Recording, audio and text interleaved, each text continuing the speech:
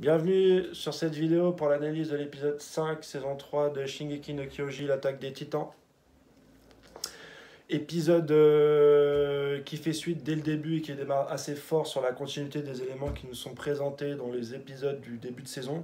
C'est-à-dire tous les petits engrenages, toutes les petites actions qui ont réussi à retourner des membres de l'armée, qui ont réussi à retourner des membres de la guilde des marchands, qui ont réussi à retourner également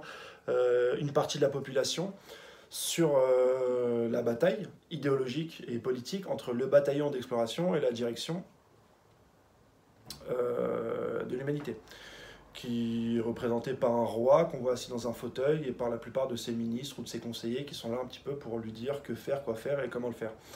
L'épisode commence directement sur Erwin dans une situation assez lamentable qui passe de sa cellule au jugement. Et qui va être jugé assez rapidement par le conseil. On va l'accuser un petit peu de mettre en danger l'humanité, d'avoir abrité Eren, qui est en danger de par sa faculté à se transformer en titan. En tout cas, qui va faire tout un tas d'hypothèses comme quoi on est en danger, que les décisions d'Erwin ont été mauvaises. On s'attendait là à l'épisode, en tout cas moi je m'attendais à ce que Erwin s'en sorte et réussisse à retourner la situation par ses arguments, qu'il explique étape par étape en divulguant un petit peu les informations qu'il a pour convaincre déjà le corps militaire, parce que présent dans la salle, il y a quand même le corps militaire avec une dizaine, une quinzaine de personnes qui font partie des hautes fonctions des soldats opérationnels. En plus, Erwin a déjà eu un face-à-face avec chacun d'eux en expliquant un peu ses arguments, et tous étaient un peu mitigés à savoir est-ce qu'ils allaient se ranger du côté d'Erwin ou est-ce qu'ils allaient rester fidèles à la hiérarchie militaire. Ils ne donnent pas leur réponse, donc on s'attendait là à ce que Erwin un peu déballe tous ses arguments un à un et que chacun un petit peu se positionne derrière lui. C'est pas du tout le cas, il est directement condamné, pouf, article 6, Erwin est un danger, et pouf, il va aller à l'échafaud. L'échafaud qui nous est dressé d'ailleurs au début de l'épisode, on voit, c'est impressionnant, devant la foule, donc un peu, quoi que dise le jugement, de toute façon il était condamné. On le voit matériellement, il était condamné, on était préparé à ça. Il se lève et là en fait l'élément de résolution va pas être sur l'argument mais va être sur une mise en situation directe avec un soldat qui rentre dans la salle et qui va dire que le mur a cédé et que les titans attaquent. Et c'est là que la discorde va se faire dans toute cette assemblée parce que directement les membres qui ont le pouvoir vont dire de fermer le mur restant et de condamner la moitié de la population pour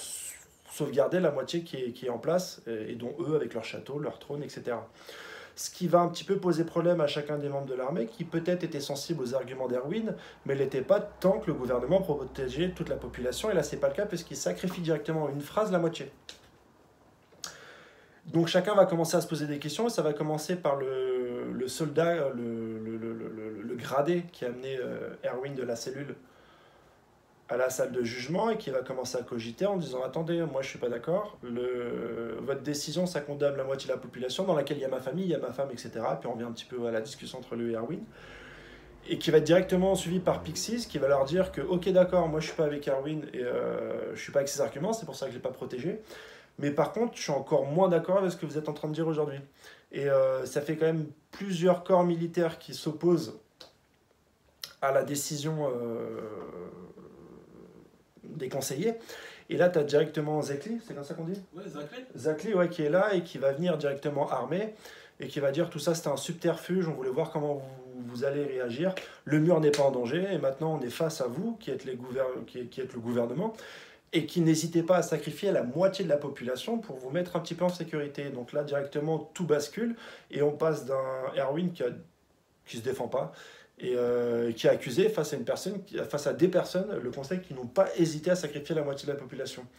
Tout le dénouement se fait de manière assez bien, et l'épisode continue sur ça, où on a le découlement de ces actions, c'est-à-dire la presse qui n'est plus muselée, qui écrit des articles sur tous ces secrets, toutes ces informations qui remontent à la surface. Et on revient directement sur Erwin, parce que c'est un épisode qui va quand même assez vite, et sur l'objectif principal maintenant, sauver Eren et Historia. Donc comment est-ce qu'on va faire? Comment est-ce qu'on va gagner de l'information? Parce qu'on était un peu bloqué pour savoir où est-ce qu'ils étaient détenus. Et c'est, comment elle s'appelle la chef d'exploration avec les lunettes? Onzi qui ramène un livre et qui nous fait un petit feedback sur la famille Race, donc la famille Race, la famille royale, qui sert également au coup d'État parce on fait un coup d'État, c'est bien, mais on a quand même une personne, on a une carte dans la manche, on a quelqu'un pour la remplacer, quelqu'un qui par sa stature royale est quand même un peu plus, je dirais un peu plus faite pour ce rôle de pouvoir, puisqu'elle fait partie de la famille royale et que l'ancien roi était un imposteur, etc. Donc on a tous les arguments, hein. On a l'argument militaire, on les a mis en porte-à-faux, on a la population et tous les secrets remontent à la surface, bim, Historia au pouvoir, c'est fait. Sur ce flashback de la famille Reich, puisqu'on était là-dessus, il se trouve que c'était sur un lieu qui est l'église, qui est pété donc peut-être par rapport à un titan, et ils vont directement là-bas pour aller enquêter, pour aller rattraper l'enquête, pour savoir si Eren et Historia sont détenus là-bas, puisqu'on sait que maintenant ils sont détenus par la famille Reiss. De son côté, Erwin, lui, va monter une équipe d'exploration pour aussi, de son côté, aller fouiller le domicile de cette famille. Et on arrive sur la fin de l'épisode avec Eren, les bras en croix, dans une salle toute blanche, une salle de glace, avec Historia qui s'approche à lui. Et pour lui, le coup près va arriver assez rapidement. Hein. C'est pas Erwin, malgré la potence, qui va être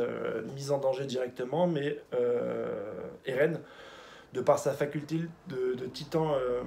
on amène plusieurs choses sur toutes les informations qu'on a sur les titans, c'est-à-dire que le pouvoir est transmis quand il est mangé par un titan pour se transformer en shifter. Et donc on arrive sur la résolution de la deuxième partie d'énigme de cette saison, c'est-à-dire sauver Eren, commencer à avoir des éléments sur le passé de cette famille Reiss, et passer directement à l'action, puisque de toute façon, au niveau politique, on a été assuré d'avoir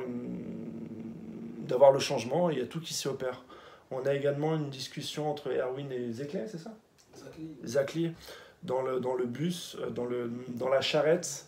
où on voit un Erwin plutôt dépité, qui n'est pas satisfait de toute l'action qu'il a mise en place, et on voit que Zekli, lui, avait déjà, on va dire, l'ambition d'aller plus haut que là où il est déjà, et que ça a été qu'un élément déclencheur, en fait, la suite d'action du bataillon d'exploration qui lui a permis, lui, de prendre la place qui lui revenait. Donc ici, on a vraiment la conclusion de la première partie, où tous les éléments de bascule ont été maîtrisés, soit en allant rallier des personnes qui avaient des motivations plus ou moins nobles et qui étaient dégoûtées par la hiérarchie mise en place, soit en utilisant consciemment les émotions du général du haut gradé qui est parti chercher Erwin, qui était d'accord avec les décisions de l'armée et qui ne l'a plus été quand sa famille a été en danger, soit encore par Zekli qui lui était un peu déjà complètement d'accord avec la hiérarchie de l'armée et la direction, mais qui a su saisir l'opportunité au moment où le pouvoir était le plus fragile pour aller faire son coup d'état et aller positionner en place Historia en tant que nouvelle reine. Donc j'attends patiemment la suite des épisodes. On a une première conclusion politique sur la vidéo et je vous dis à bientôt pour le reste de cet épisode et pour la libération des reines. Mettez un like ou partagez la vidéo si vous avez aimé l'analyse et puis je vous dis à la prochaine, ciao.